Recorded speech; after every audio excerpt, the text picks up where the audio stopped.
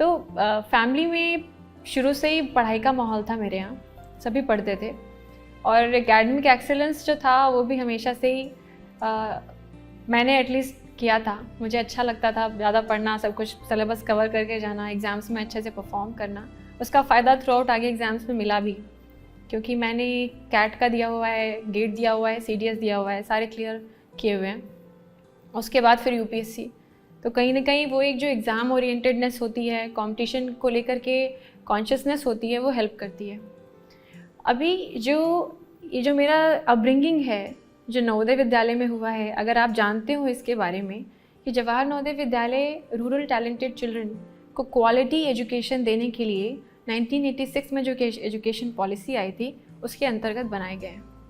सो मेरी एजुकेशन छोटे में नॉर्मल स्कूल्स में हुई है। उसके बाद 6th to 12th I have written the Jawahar Navodaya Vidyalaya entrance exam. I prepared really hard for it when I was in 5th standard. उसके बाद 6th to 12th में नवोदय में पढ़ी हूँ और उसके बाद फिर मैंने BTech किया है।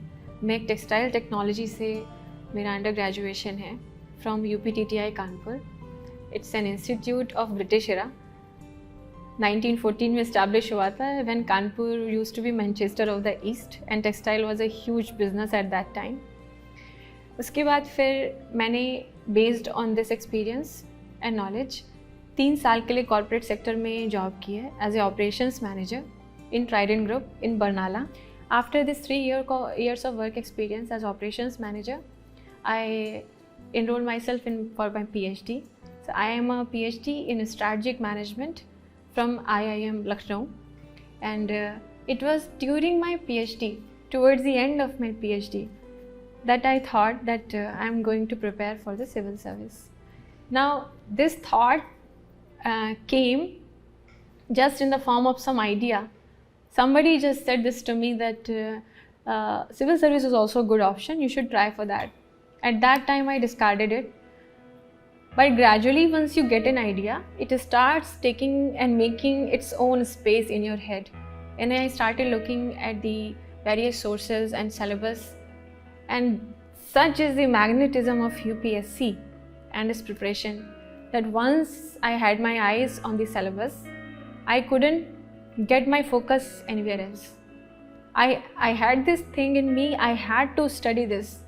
क्योंकि आपने BTech कर लिया, आपने PhD आप कर रहे हैं, लेकिन और साइंस साइड से मैं थी, तो मैंने ये सोसाइटी हो गया, हिस्ट्री हो गया, ज्योग्राफी हो गया, स्पेशली सोसाइटी, इकोनॉमिक्स बहुत लंबे टाइम से पढ़ा नहीं था यार, काफ़ी हद तक ये सारी चीज़ें नहीं पढ़ी थी, international relations for that matter, और ये सब टॉपिक्स मुझे पढ़ने को मिल रहे थे। तो मुझे IAS एज ए प्रोफाइल के बारे में उतना आइडिया उस टाइम नहीं था कि क्या काम होता है, क्या है, पता था अच्छा है, लेकिन it was the pull of the syllabus कि ये सब पढ़ने को मिलेगा और इतना अच्छा एग्ज़ाम, एक बार ट्राई करते हैं। It was like this, so this is how I started, and once I started it's a virtuous cycle, जैसे हम इकोनॉमिक्स में कहते हैं, it keeps on building, feeding on itself, ऐसे होता है। And in my first attempt I prepared well.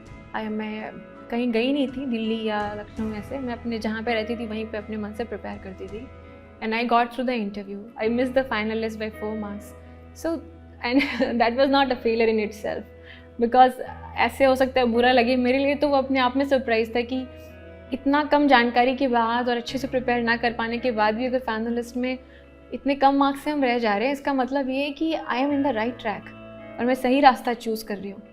And then I went for my second attempt where I got rank 312 and I got service, Indian Railway Traffic Service, और experience build up होता गया, and in my third I got 28th rank and joined the IAS.